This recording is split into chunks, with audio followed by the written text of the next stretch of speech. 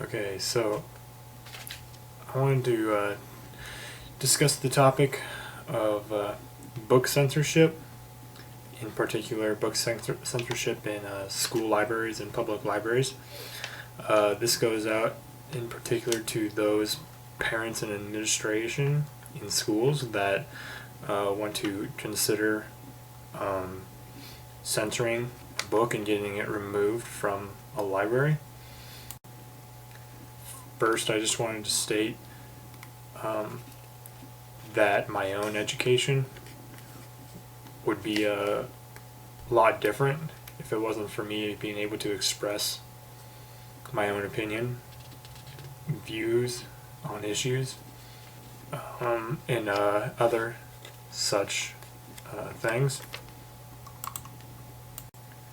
Thus, I think that if we censor books in schools and get them removed, it takes away from the educational experience that students will have.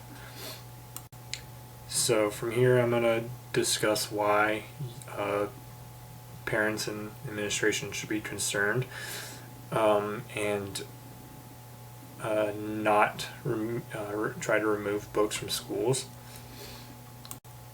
So the first and probably the most important reason for not censoring books in schools would be the First Amendment rights that are stated in the Constitution regarding freedom of speech.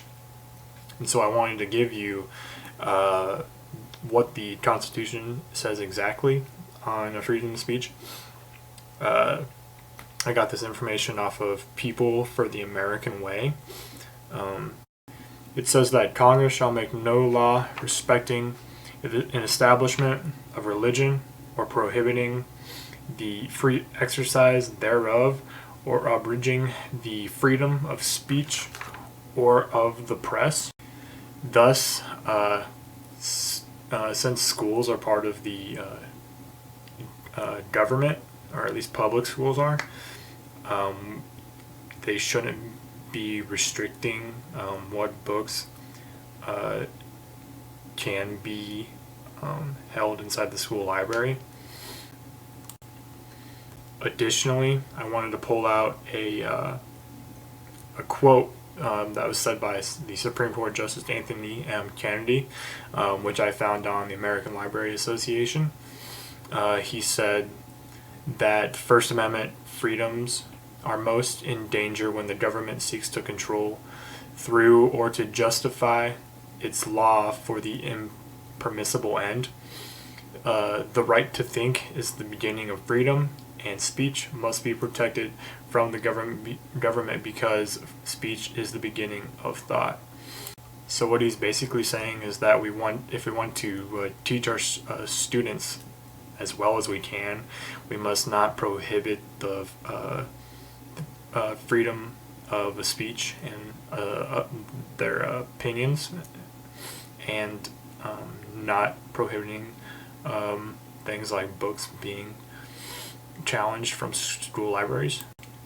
Going along with students' own educations, I found a few interesting information that was posted on the National Coalition Against Censorship website.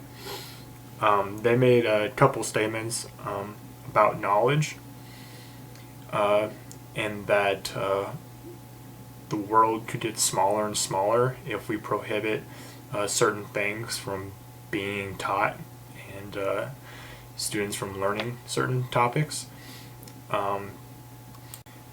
This means that students will only know what parents want their students to know, which doesn't go well, I guess, in the real world, where you need to have many different perspectives on things.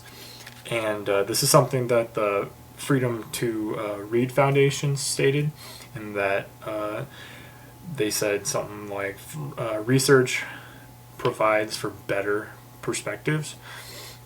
So if we do have the ability to look up information, read about topics that are contradictory to maybe our beliefs, it helps our understanding of the world and other people's opinions.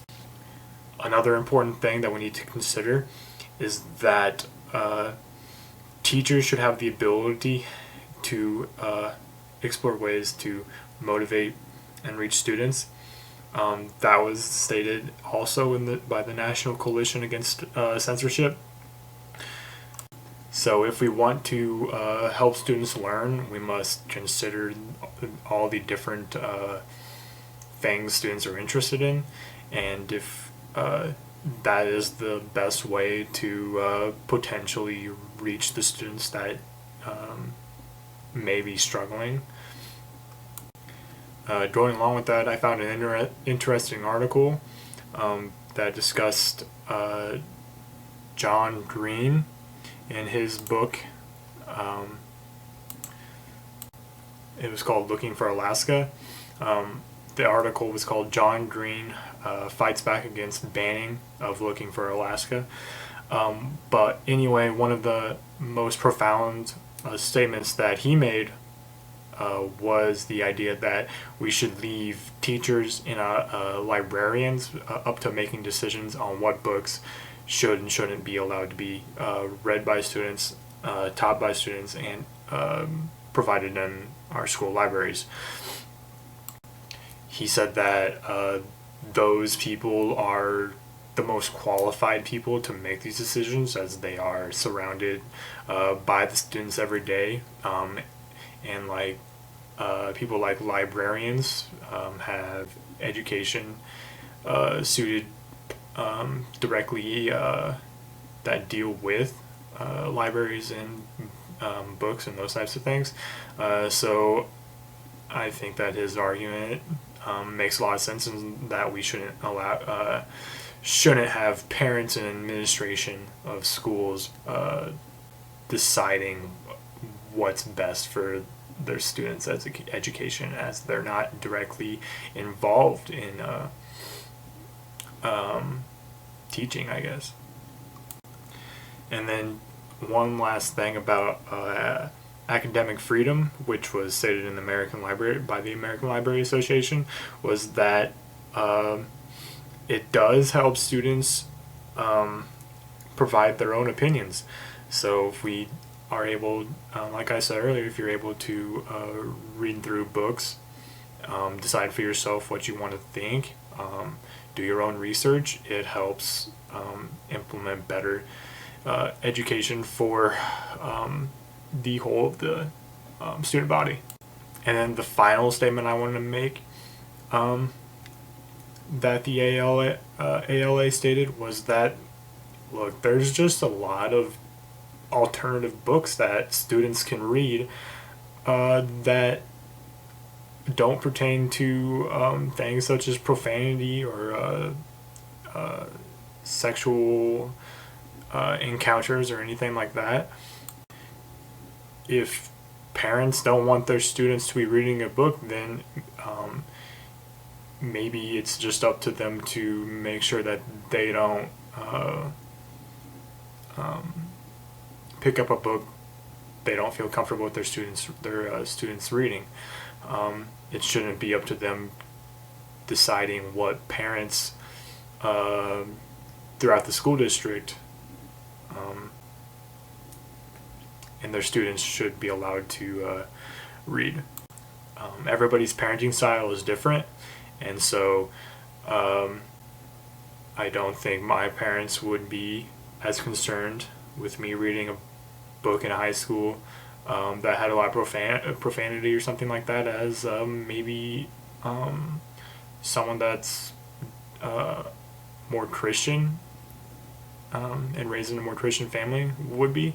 It just really depends on parenting styles.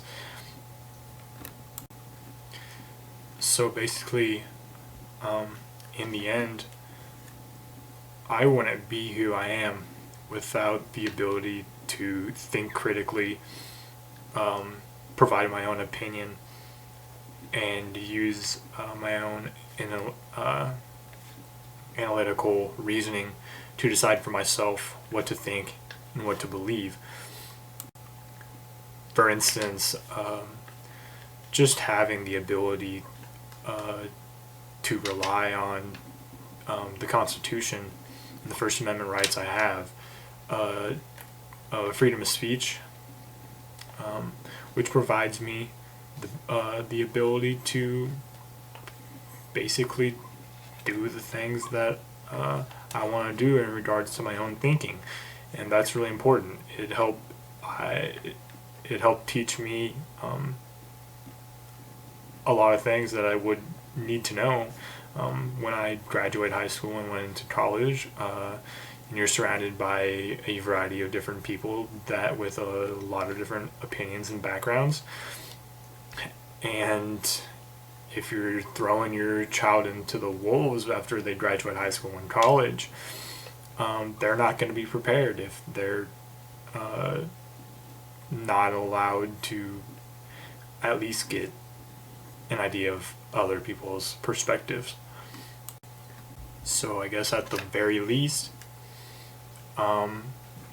book censorship, the problem with it is that it reduces students' own educational experiences. And that's something that no parent wants. They want their students to have the best education.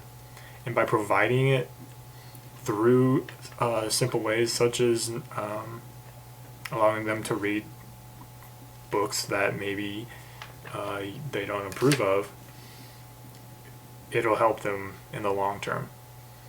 So thank you for listening, and I hope you take a better understanding of, I guess, my view on this issue.